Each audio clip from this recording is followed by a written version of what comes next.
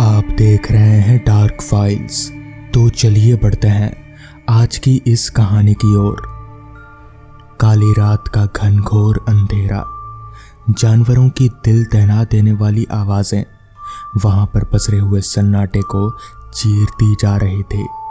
सुनसान सड़क के दोनों तरफ घना जंगल और जानवरों के शोर के बीच सरपट दौड़ी जा रही एक कार। अचानक कार रुक जाती है, आवाज गूंजती है, रुद्र यार बताना क्या हुआ कार को। हाँ यार देख, मुझे भी बहुत डर लग रहा है। ये आवाज थी रुद्र के दोस्त दीपांजलि और रोहित की। तभी रुद्र बोलता है, यार पता नहीं, इस कार को भी अभी खराब होना था। कार तो अब कल सुबह कोई मैकेनिक लाकर ही सुधरवानी पड़ेगी। ये सुनकर रोहित और दीपांजलि और ज्यादा डर जाते हैं। तब तक रुद्र भी कार में आकर बैठ जाता है। रोहित कहता है, चलो यार हम कहीं बाहर देखते हैं, अगर कुछ इंतजाम होता है तो रुद्र बोलता है, यहाँ जंगल में कहाँ कुछ मिलेगा यार। तभी दीपांजलि बोलती है, वो मुझे वहाँ कोई रोशनी दिखाई दे रही है, शायद कोई घर होगा वहाँ, हमें शायद कोई मदद मिल सके। तीनों कार से उतरकर उस सुनसान सड़क पर भयावह रात में चल रहे थे। तभी दीपांजलि को लगा जैसे वहां से कोई गुजर कर गया। कहीं सियारों की हुआ तो कहीं जंगली जानवरों के अजीब अजीब तरह की आवाजें आ रही थी। वो तीनों डरते हुए उस रोशनी की तरफ बढ़ते जा रहे थे। जब तीनों वहां पहुंचते हैं तो वो चीख पड़ते हैं। दीपांजलि बोलती है, हमें वापस अपनी कार में चले जाना चाहिए। रोहित भी दीपांजलि की बात का समर्थन करते हुए वापस चलने को कहता है। तभी रुद्र कहता है, अगर हम लौट कर गए तो शायद कार तक पहुंचने से पहले ही कोई जंगली जानवर हमें मार देगा। इससे ज़्यादा ठीक यही होगा कि हम सुबह होने तक यहीं इंतज़ार करें। जहां वो पहुंचे थे वो एक भयानक सा दिखने वाला जर्जर बंगला था, जो जगह जगह जाले लगे होने के कारण तथा चमगादड़ और बिल्ली आदि की आवाज़ों से गूंजता पूरा बंगला और भी ज़्यादा डरावना लग रहा था। तीनों जैसे तैसे बंगले के अंदर जाते हैं। बंगला अंदर से थोड़ा ठीक था, चीज़ें अच्छे से रखी हुई थी। तब रुद्र बोलता है कि तुम दोनों खामखा डर रहे थे यार, यहाँ तो सब कुछ अच्छा ही है, कुछ भी गड़बड़ तो नहीं लग रही है मुझे। इन सब के बाद वो तीनों हाथ मुंह धोने चले जाते हैं। तब रोहित और दीपांजलि जोर जोर से चीखने लगते हैं, क्योंकि उनके सामने पानी की जगह खून टपकता हुआ दिखता है। उस बंगले में कोई ऐसा भी होता है जो उनकी चीखें सुनकर खुश होता है। उनकी चीखों के साथ बंगले में एक भयानक हंसी गूंज उठी, जिसे सुनकर वो बंगला भी थरथरा उठा। अचानक सब शांत हो जाता है। दूसरी तरफ से रुद्र दौड़ते हुए दोनों के पास आता है और कहता है, क्या हो यार, तुम दोनों ऐसे चीख क्यों रहे हो। तब दीपांजलि कांपते हुए कहती है, खून आ रहा है उधर से, और एक और इशारा कर देती है। रुद्र उस ओर देखता है तो वहां पानी बहता हुआ ही दिखता है।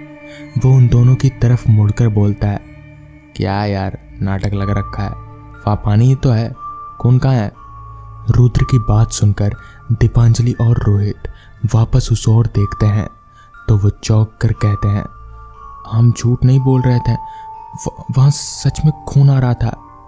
तभी रुद्र कहता है, ये सब तुम्हारे मन का वहम है, ऐसा कुछ नहीं है, और हाँ मैंने खाने का इंतज़ाम कर लिया है, तुम दोनों जल्दी आ जाओ। ये कहते हुए वो वहाँ से चला जाता है। अभी ये हुआ ही था कि बंगले में फिर से भयानक हंसी गूंजने लगती है। चमगादड़ों की आवाज़, उल्लू का रोना, कुत्तों के भौंकने की आवाज़ें, सियारों की आवाज़ें काली रात को और भी ज़्यादा भयावह बना रही थी। अगले दिन अखबार में छपता है कि उस भूतिया बंगले में एक लड़का और एक लड़की की लाश पूरी तरह से कटी फटी मिली है, जैसे उन्हें किसी जंगली कुत्तों ने बुरी तरह से नोच कर खाया हो। बिल्कुल बुरी तरह से कटी फटी लाशें। उनके चारों तरफ तितर बितर मांस के टुकड़े पड़े थे। यहाँ वो पड़ी खून की बूंदें उस रात से भी ज्यादा भयावह थी। ये वो सब गवाही दे रहा था कि उस काली रात में उस भूतिया बंगले में कुछ बहुत ही भयानक हुआ है। और उसी जंगल की एक सुनसान सड़क पर रुद्र का घायल मृत शरीर भी मिला है। फिर कुछ समय के बाद तक कोई भी सबूत ना मिल पाने के कारण ये बात यहीं खत्म हो जाती है। दूसरी तरफ ये खबर पढ़कर एक बुजुर्ग आदमी मुस्कुराता है और मुस्कुराते हुए बुदबुदाते हुए कुछ कहता है, ले लिया बदला। कौन था वो बुजुर्ग आदमी और क्या हुआ था रुद्र के साथ? कुछ साल पहले एक दादा पोते की जिद करने पर वो भयावह अफसाना सुनाने के लिए तैयार हो जाते हैं, जिससे वो अभी तक अनजान था। बात करीबन 25 साल पुरानी है। ये उस समय की है जब गांव के करता धरता बड़े आदमी ही हुआ करते थे, जैसे ठाकुर, जमींदार आदि। ऐसे ही गांव का था। उस गांव के पास बसा हुआ था एक जंगल। हम उस गांव के रहवासी थे। हमारे गांव के एक ठाकुर हुआ करते थे, ठाकुर राम सिंह।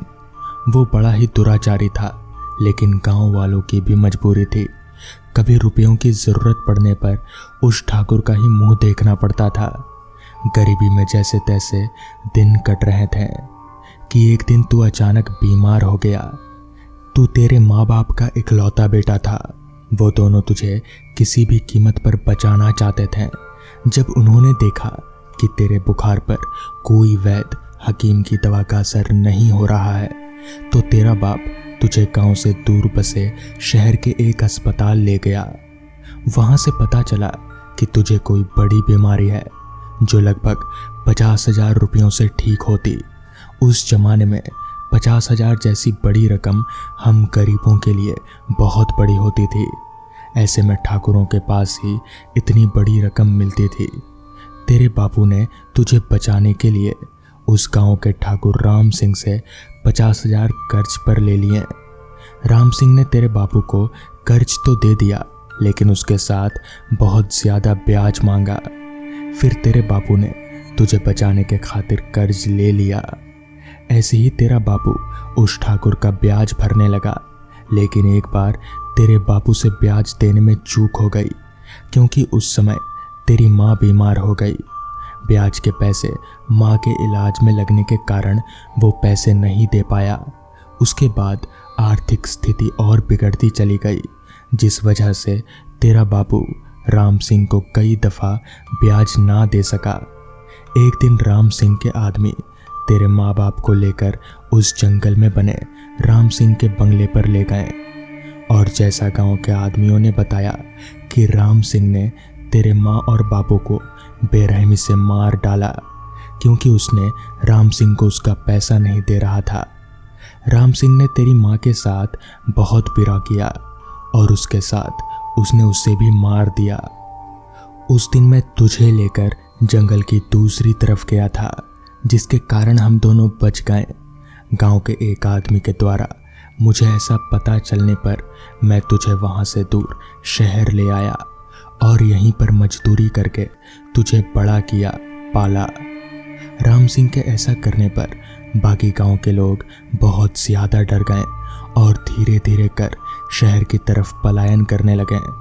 कुछ ही साल में गांव वीरान हो गया। उसके बाद ठाकुर राम सिंह भी दुर्गति होने लगी। उस बंगले में तेरी माँ बाप की आत्मा भटकने लगी। उन दोनों की वजह से एक दिन राम सिंह आवेश में अपनी ठकुराइन की जान ले बैठा। उन दोनों के मरने के बाद राम सिंह का पूरा परिवार, मतलब उसके 2 बच्चे, यहाँ शहर में आकर बस गए। लेकिन वो दोनों भी एक भयानक दुर्घटना में अपनी पत्नियों के साथ काल के ग्रास बन गए। उन दोनों के 2 बच्चे थे। मुझे उनके नाम के अलावा कुछ और नहीं पता चल पाया। एक लड़की जिसका नाम दीपांजलि और एक लड़का जिसका नाम रोहित। तेरी माँ बाप की मुक्ति तभी मिलेगी जब ये दोनों की भयानक मौत हो पाएगी। इन दोनों के नाम सुनकर रुद्र चौंक जाता है, क्योंकि ये दोनों नाम उसके कॉलेज के दोस्त के भी हैं। रुद्र अपने दादाजी से उस गांव का नाम पूछता है और दीपांजलि और रोहित के माँ बाप का नाम भी पूछता है। दादा से ये सब जानकर रुद्र को विश्वास हो जाता है कि ये दीपांजलि और रोहित जो उसके दोस्त हैं, ये वही दोनों हैं, राम सिंह के पोता और पोती। उस समय रुद्र गुस्से में बाहर निकल जाता है, इस प्रतिज्ञा के साथ कि वो उन दोनों को बहुत ही भयानक मौत देगा। लेकिन भविष्य के गर्भ में कुछ और ही था। रुद्र का एक सुनसान सड़क पर किसी गाड़ी से एक्सीडेंट हो गया और गाड़ी वाला भी वहां से अपनी गाड़ी लेकर भाग गया। लेकिन रुद्र की आत्मा को मुक्ति नहीं मिल पाई और वो अपने माँ बाप की आत्मा की शांति के लिए रोहित और दीपांजलि के पास गया और उन दोनों को आउटिंग पर जाने के लिए मनाया और उनके साथ उसी जंगल वाले रास्ते पर चल पड़ा। दूसरी तरफ रुद्र के दादाजी रुद्र के वापस नहीं आने के कारण परेशान तो थे, लेकिन शायद नियति से भी परिचित थे, इसलिए उन्होंने रुद्र की गुमशुदगी दर्ज नहीं कराई। रुद्र की आत्मा ने रोहित और दीपांजलि से खैर अपना बदला तो ले लिया और दूसरी तरफ उस खबर को पढ़कर रुद्र के दादा भी शांति से इस दुनिया से रुखसत हो गए। तो दोस्तों, ये थी आज की कहानी। अगर आपको ये कहानी पसंद आई हो तो वीडियो को लाइक और चैनल को सब्सक्राइब करना ना भूलें। तो मैं आपका दोस्त आर्यन जल्द ही मिलूंगा आपसे ऐसी ही एक नई कहानी के साथ। तब तक के लिए अपना ख्याल रखें।